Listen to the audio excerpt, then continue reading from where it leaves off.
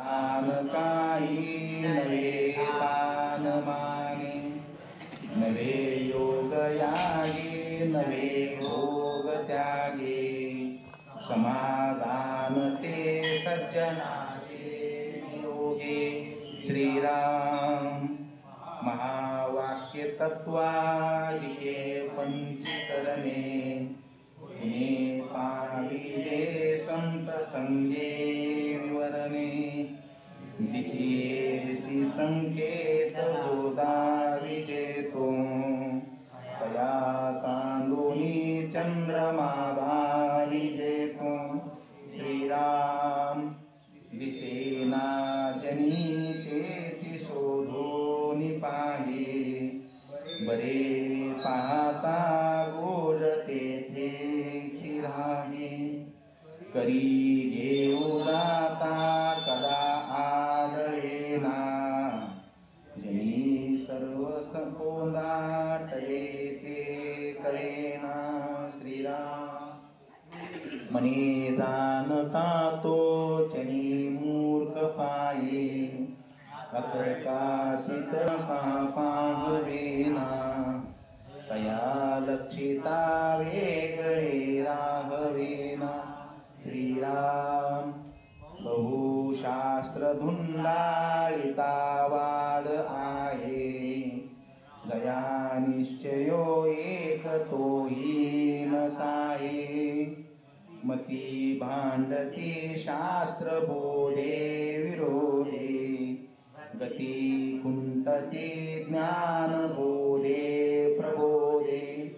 श्रीराम श्रुती न्याय मीमांसके तर्कशास्त्रे, स्मृती वेद वेदांत वाक्ये विचित्रे, स्वेशेष मौनावला स्थिर पाये, मना सर्व जाणीव सांडून राये. श्रीराम जिने भक्षिका भक्षिली जाणीवेची, तया भोजनाची रुची प्राप्ती कैची, अहं भाव ज्या मानसीचा विरेना, तया ज्ञान हे अन्न पोटी दिरेना. श्रीराम नको रे मना वाद आखेदकारी, नको रे मना भेद नाना विकारी, नको रे मना शिकवू पोटाशी. श्रीराम जय जय रघुवीर समर्थ.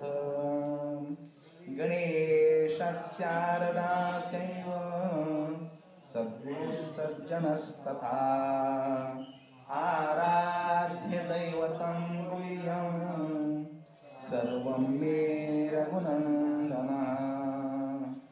गणेश शारदा सद्गुरु संत सज्जन कुळेश्वरू, सर्व हे माझा रघुवीरू, सद्गुरु रूपे श्रीराम. माझे आराध्य दैवत परम गुह्ये गुह्यातीत, गुह्यपणाची मात नचये जेथे. श्रीराम यो जातु मृदशोत्क्षितितले, संबोधयन् सज्जनान्, ग्रंथयो रचयन् सुपुण्यजनकम्. श्रीदास बोधाभिधं यत्कीर्त्या पठनेन सर्वविदुषां, स्वान्तापारि सदा. सोऽयं मुक्तिकरक्षितो विजयते, श्रीरामदासो गुरुः. मला वाटते अंतरी त्वावसावी, तुझ्या दासोदासी त्वा बोधवावे. अपत्यापरी पावमी प्रेमग्रासा,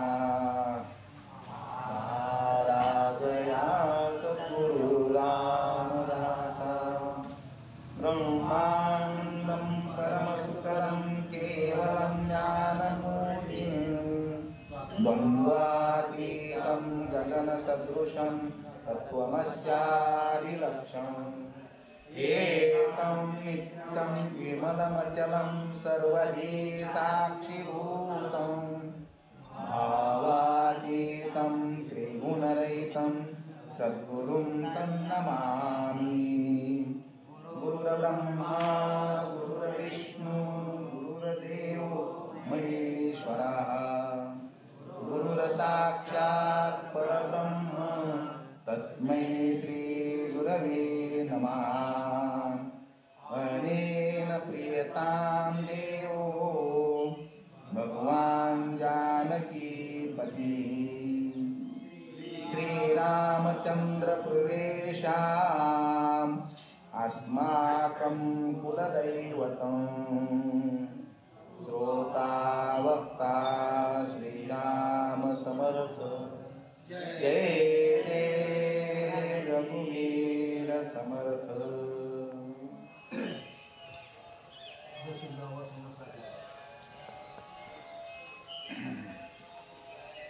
काय 10वा समास 8वा प्रचिती निरूपण नाम। श्रीराम समर्थ श्रीराम। ऐका प्रचितीची लक्षणे प्रचित पाहेल ते शहाणे एरवेरे दैन्यवाने प्रचिती विन श्रीराम। नाना रत्ने नाना नाणी परीक्षून न घेता हानी प्रचिती न येता निरूपणी पैसोच नये श्रीराम। तुरंग शास्त्र दमून पाहिले बरे पाहता प्रचितीसी आले तरी मग पाहिजे घेतले जाणते पुरुषे श्रीराम। बीज उगवलेसे पहावे तरी मग द्रव्य घालून घ्यावे प्रचिती आलिया ऐकावे निरूपण श्रीराम। देही आरोग्यता झाली ऐसे जना प्रचिती आली तरी मग अगत्य घेतली पाहिजे मात्रा श्रीराम। प्रचिती विना औषध घेणे तरी मग धडची विदडणे अनुमाने जे कार्य करणे तेची मूर्खपण श्रीराम। प्रचितीस नाही आले आम्ही सुवर्ण करविले तरी मग जाणारे टकिले देखत देखता श्रीराम। शोधून पाहिल्या विनो काहीतरी ऐक कारण होणार नाही निर्वाण प्रणास्थानात घडे श्रीराम। म्हणून हनुमानाचे कार्य मल्याने कदापि करू नय उपाय पाहता पाय नेमस्त घडे श्रीराम। पाण्यातील म्हशीची साथी करणे बुद्धीची पोटी शोधल्या विनयुक्ती म्हणे घडे श्रीराम। विश्वास घर घेतले ऐसे किती नाही ऐकिले मैतावे केले तरी ते शोधिले पाहिजे श्रीराम। शोधिल्या विन अन्न वस्त्र घेणे देणे प्राणास मुकणे लतिकाता विश्वास धरणे हेची मूर्खपण श्रीराम। संगती चोराची धरिता घात होईल तत्वता ठंकुसितरू शोधिता ठाई पडे श्रीराम। गैरसाळ तामगिरी कोणी नवी मुद्रा करी नाना कपट परोपरी शोधून पावे श्रीराम। दिवाळ पोराचा मांड पाहता वैभव दिसे उदंड परिते आवगे तो तांड बंड पुढे श्रीराम। तैसे प्रचितीविन ज्ञान तेथे नाही समाधान करून बहुताचा अनुमान आणि झाले श्रीराम. मंत्रयंत्र उपदेशिले नेनते प्राणी ते उबिले. जैसे झाकून मारिले दुःख नाहीत श्रीराम. वैद्य पाहिला परी कच्चा तरी प्राण गेला पोराचा. येथे उपाय दुसऱ्याचा काय चले श्रीराम. दुखे अंतरी झिले आणि वैद्य पुसता लाजे. तरी चमकत्यासी साजे आत्महत्यारे पण श्रीराम. जाणत्यावरी गर्व केला तरी नेनत्या करिता बुडाला. येथे कोणाचा घात झाला बरे पा श्रीराम. पापाची खंडना झाली जन्मयातना चुकली. ऐशी सोय प्रचिती आली म्हणजे बरे श्रीराम. परमेश्वरास ओळखिले आपण कोण असे कळले. आत्मनिवेदन झाले म्हणजे बरे श्रीराम. ब्रह्मांड कोणी केले कासयाचे उभारले. मूर्ख कर्त्यास ओळखिले म्हणजे बरे श्रीराम.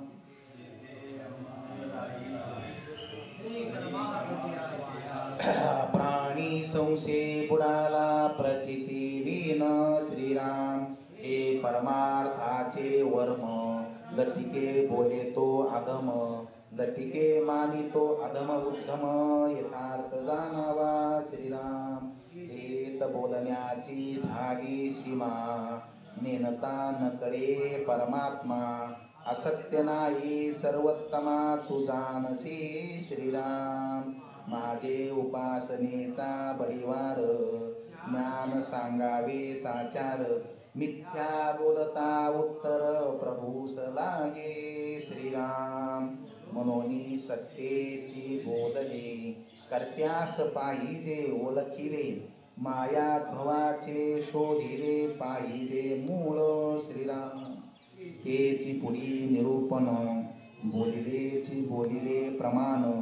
सोती सावधांतकरण घातलेची घालावे श्रीराम. सूक्ष्म निरूपण लागले तेत बोलिलेची मागुते बोलिले. श्रोत्यास पाहिजे उमजले मनोनिया श्रीराम. प्रचित पाहता निकट उडून जाती परिपाठ. म्हणून हे खटपट करणे लागे श्रीराम. परिपाठेची जरी बोलले प्रचित समाधान राखिले तरी परिपाठ उडे श्रीराम. ऐशी साकळी दोही कडे मनोनी बोलिलेची बोलणे घडे. दोन्ही राखोन्या कोडे उकलो न गाऊ श्रीराम. परिपाठ आणि प्रचित प्रमाण दोन्ही राखोन निरूपण. श्रोते परमविचक्षण विरोध पुढे श्रीराम. इति श्रीदासबोधे गुरुशिष्य संवादे प्रचिती निरूपण समास आठवा श्रीराम. जय जय रघुवीर समर्थ. दशक 10वा समास 8वा प्रचिती निरूपण नाम. सद्गुरु समर्थ आपल्याला या समासामध्ये प्रचिती निरूपण अशा पद्धतीचं त्या ठिकाणी सांगतात. समर्थ या ठिकाणी आपल्याला तर प्रचिती परमार्थाची आपण पाहिली पाहिजे. आपली साधना त्या ठिकाणी चालू आहे, पण प्रचिती जर आली नाही तर ती साधना काय आहे तर त्या ठिकाणी व्यर्थ आहे असं म्हणतात. आणि म्हणून सावध होऊन प्रत्येक दिवशी आपल्या प्रचितीचा अनुभव त्या ठिकाणी घेतला पाहिजे. तर ही प्रचिती कधी कळते तर वागण्यातून कळत असते. आपण रोज दासबोधांचं पारायण चालू आहे, निरूपण चालू आहे. त्याच पद्धतीने रोज आपली साधना परमार्थ भक्ती वगैरे चालू आहे. आणि वागण्यामध्ये जर काही गोष्टी त्या येत असतील तर समजायचं की आपली योग्य रस्ता चालू आहे. एखाद्या विषयी आलेला क्रोध तर तो क्रोधाची उर्मी सहन करण्याची ताकद येणं म्हणजे प्रचिती येणं. राग आला, पण समर्थ त्या ठिकाणी सांगतात की राग आल्याबरोबर लगेच तुम्ही व्यक्त करू नका. विकार निर्माण झाले, त्या विकारावर त्या ठिकाणी आपण विजय मिळवणं म्हणजे त्या ठिकाणी काय आहे, ही प्रचिती आहे.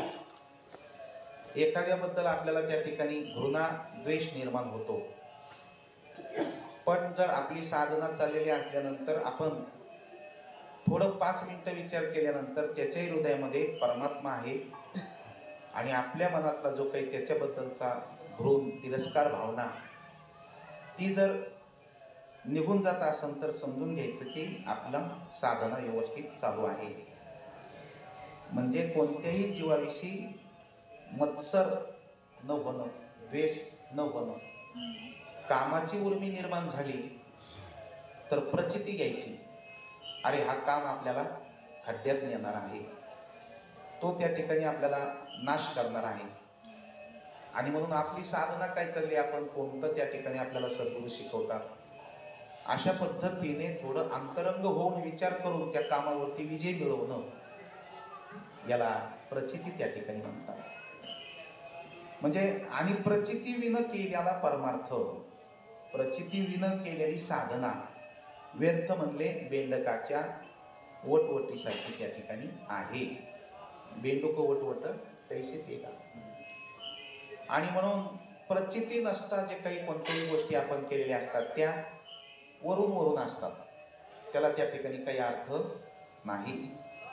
जसा चरखा असतो, तो चरखा ऊस त्या ठिकाणी त्याच्यामध्ये घातले जातात, तो रस काढतो, भरपूर रस निघतो, पण त्या चरख्याला जर विचारलं या रसाची गोडी कशी आहे, तर तो म्हणतो मला माहित नाही.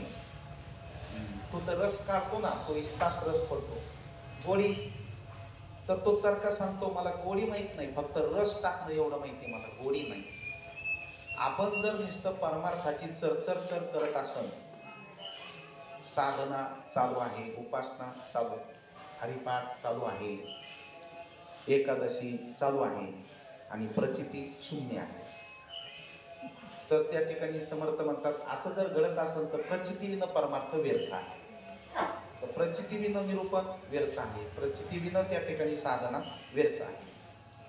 आणि म्हणून त्याच्यातली काही ना काही जर प्रचिती आली, अरे बरोबर आहे, आपलं मन जरी चंचल आहे, आपण जरी त्या ठिकाणी मार्गाला आपली वासना जरी गेली, पण प्रचितीनं आपल्याला माघारी आणलं. समर्थांनी त्या ठिकाणी निरूपण सांगितल्यामुळे, आपल्याला मार्गदर्शन केल्यामुळे आपण माघारी आलो, याची त्याला काय म्हणतात, मग प्रचिती म्हणतात. ऐका प्रचितीचे लक्षण. समर्थ म्हणतात प्रचितीचं लक्षण ऐका. प्रचिती पाहिलं ते शहाणे, एर वेरे दैन्यवाने प्रचिती विन. जे जीवनामध्ये प्रचिती घेतात ते शहाणे आहेत, आणि प्रचिती विन वरवर त्या ठिकाणी वागतात ते दैन्यवाने आहे. दैन्य, खरी दैन कोणती आपल्या जीवनामध्ये, तर त्या ठिकाणी प्रचिती न येणं ही खरी दैन आहे. त्याला दैन्यवाने परमार्थ म्हणतात. नाटकातला राजा, वरून दिसायला राजा, ऐश्वर्य वैभव, त्याचा पोशाख, त्याचा मुकुट, त्याचं बोलणं, त्याचं सुरत्वपणा सगळं आहे, पण ते सगळं नाटकी. आणि जर वस्तुस्थितीनं जर पाहिलं तर दरिद्री माणूस. नाटक झालं, पंचायती, आता काय खायचं, खिशात पैसा नाही, लगेच दुसऱ्या दिवशी कामाला जावं लागलं, पुढे चालले म्हणजे रोजगार हमी. रात्री तर राजा होता, नाटकातला होतो, त्या राजाला काही अर्थ नाही. तसं परमार्थ जर आपला बरोबरचा ऐश्वर्यशाली, वा काय बाबा आहे, मोठ्या गाडीतून आला, मोठी गाडी, मोठी बॉडी, मोठी ढेरी, बाबा बाबा, प्रचिती काहीच नाही. प्रचिती जर काहीच नसेल तर शून्य बाबा. मग ते वैभवाचा निस्ता डोलारा असेल आणि प्रचिती विन त्या ठिकाणी व्यर्थ असेल तर एक दिवस फजिती झाल्याशिवाय राहत नाही, समर्थ सांगतात. आणि म्हणून मोठ्या मोठ्याने प्रचिती न घेता नाटकातल्या राजासारखा समर्थ म्हणतात परमार्थ उभा केला. परंतु सत्यमेव जयते, एक दिवस त्यांची प्रचिती झाली. म्हणून समर्थ आपल्याला अगदी या समासामध्ये परमार्थाच्या अंतरंगामध्ये नेतात. त्या ठिकाणी समर्थ आपल्याला व्यवहारही सांगतात आणि परमार्थही सांगतात. आणि म्हणून त्या ठिकाणी समर्थ हे श्रीमंत येतं. आणि आपल्यासारख्या अनेक दैन्यवान्यांना, म्हणजे अज्ञानरूपी दैन्यवान्यांना त्यांनी त्या ठिकाणी ज्ञानरूपी श्रीमंती केली. संत आपल्याला देतात काय, तर ज्ञानरूपी धन आपल्याला त्या ठिकाणी देतात. ते धन कधी त्या ठिकाणी चोरल्या जात नाही, राजा त्याचं हरण करत नाही, ते संपल्या जात नाही, किंवा दुसऱ्याला दिल्यानंतर ते वाढत असतं. याला ज्ञानरूपी धन म्हणतात. आणि म्हणून त्या ठिकाणी संतांनी दुकान घातलं, पण कशाचं, ज्ञानरूपी धनाचं दुकान घातलं. घातली दुकान जेती आली अशी दान. आणि म्हणून त्या ठिकाणी समर्थ आपल्याला सांगतात की प्रचिती विन सगळे हे दैन्यवाणी आहेत. कोणती गोष्टी, उदाहरणार्थ आपल्याला दिलेलं आहे, कोणती गोष्टी घेत असताना प्रचिती घ्यायची. नाना रत्ने नाना नानी परीक्षुनी न घेता हानी, प्रचितीने येता निरूपणी बैसोची नाही. आपण एखादी वस्तू घ्यायला गेलो तर प्रचिती घेतो पहिल्यांदा. आपल्या महिला मंडळ साधं त्या ठिकाणी सक्रातीच्या टायमाला बोलके गाडगे ते त्या ठिकाणी असणाऱ्या याच्याकडे गेल्यानंतर घ्यायला पहिलं काय घेतात, ते प्रचिती घेतात. त्याची कशी घेतात, गाडगं घेतात, खनखन खनखन वाजून बघतात, आहे का नाही. आणि मग जे ते खनखन वाजतं मग त्याचा भाव करतात. काही काही तर याच्या पुढे असं आदळून बघतात. प्रचिती. गाडग्यावाला म्हणतो, बाई का डोके एवढं नेऊन आत येते का काय, हा का बोलतं गाडतं. आणि मग त्या ठिकाणी असणार पक्क भाजलं का नाही, मग ह्या त्या साधं जर त्या ठिकाणी मडकं गाडगं जर आपल्याला बोलकं घ्यायचं म्हटलं, प्रचिती घ्यायची, तर हा तर त्या ठिकाणी परमार्थ करायचे आपल्याला. म्हणून कोणतीही वस्तू घेत असताना तिची प्रचिती न व्यर्थ आहे. रत्न असो नाणी असो, नाणं घेताना रत्न घेताना त्या ठिकाणी काही घेत असताना प्रचिती न व्यर्थ. आणि म्हणून त्या ठिकाणी आळंदीला संत संमेलन भरत असताना प्रचिती घ्या म्हटले. प्रचिती म्हणजे परीक्षा. कोणता साधू कच्चा, कोणता संत कच्चा, कोणता. कोणी प्रचिती घ्यायची, गोरोबा काकाला मडके भाजायची प्रचिती चांगली. गोरोबा काकाला कळतंय कोणतं मडकं कच्चं आहे कोणतं भाजलेलं आहे, द्या. गोरोबा काकाला परीक्षेत केलं. सगळे साधू संत मंडळी त्या ठिकाणी प्रचिती देण्याकरता बसले. काका तुमच्या पद्धतीनं घ्या. बर, काकानी वरून दिसताना प्रचिती ढोबळ आहे, पण आतून त्या ठिकाणी त्याच्यामध्ये अध्यात्म आहे. हातामध्ये काकाने ते मडके फक्तायचं थापटणं घेतलं. म्हणले मग कुंभारे म्हणूनच मला दिलं ना, मग याचीच प्रचिती करतो. आणि निवृत्तीनाथ दादा बसलेले होते, त्यांच्या डोक्यात आणलं, टंकन वाजलं, काहीच नाही. कारण ते आत्मस्वरूप झालेले होते, त्यांच्या ते आलं काही. नंतर दुसरे संत त्यांना माऊलींना हे करत करत मुक्ताबाईकडे आपलं नामदेव महाराजांकडे आले. नामदेव महाराज उठून उभं राहिले, म्हणजे डोकं फोडी तू का काय, याला काय परीक्षा म्हणतात का, मला प्रश्न विचारा उत्तर सांग. हरिपाठातलं विचारा, दासबोधातलं विचारा. अरे काय काय परीक्षेत एका काय खैसेस. नामदेव महाराज निघले. मुक्ताबाई म्हणजे कचार नाम आहे.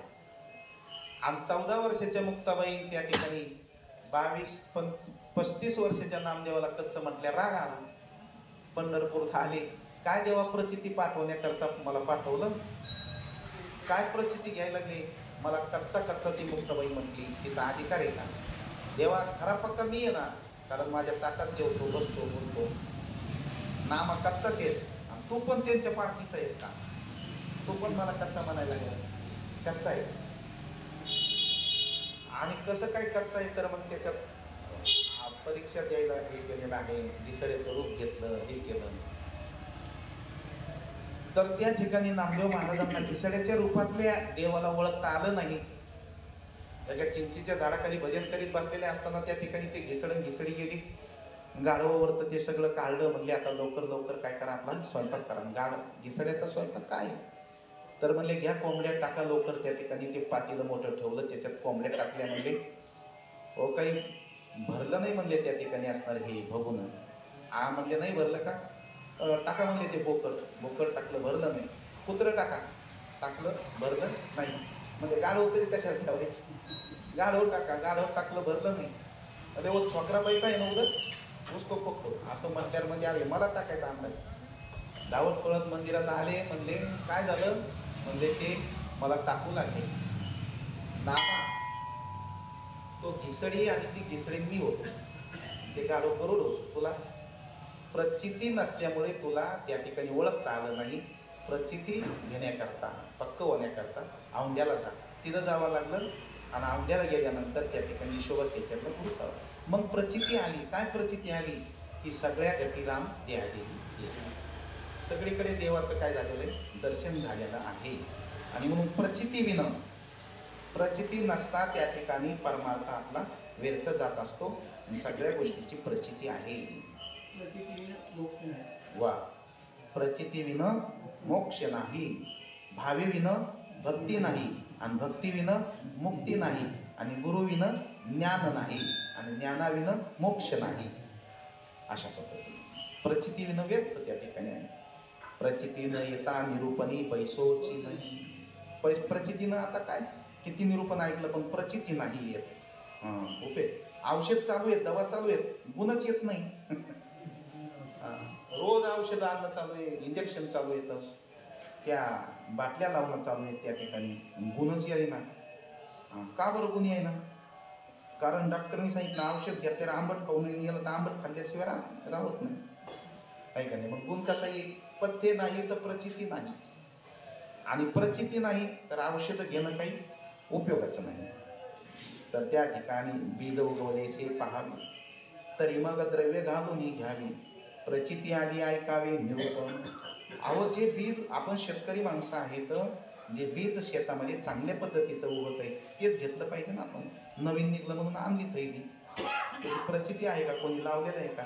कोणाला त्याचा अनुभव आहे का? या गोष्टीचा त्या ठिकाणी विचार केला पाहिजे.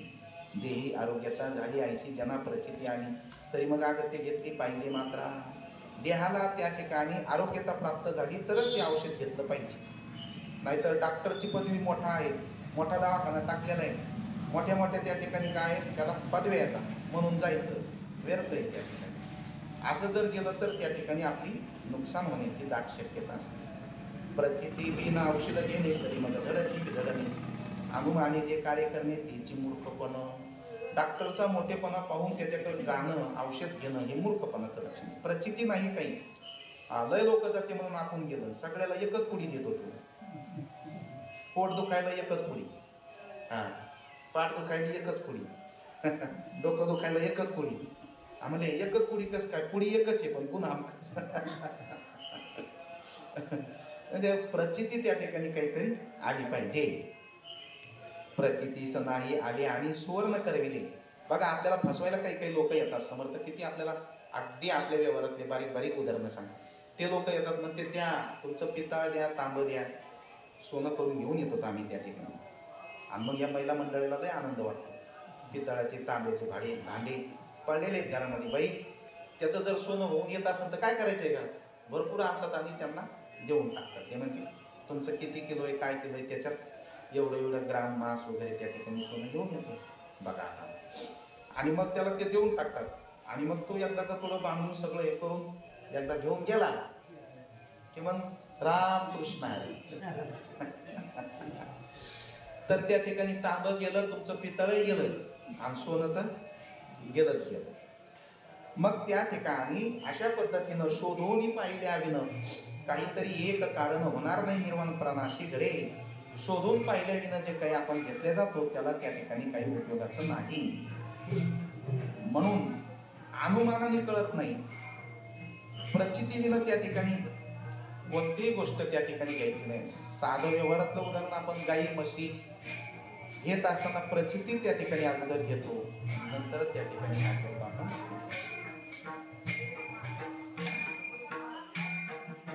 तैसे प्रचिती विन ज्ञान तेथे नाही समाधान. करुणी बहुताचे अनुभव अनित झाले.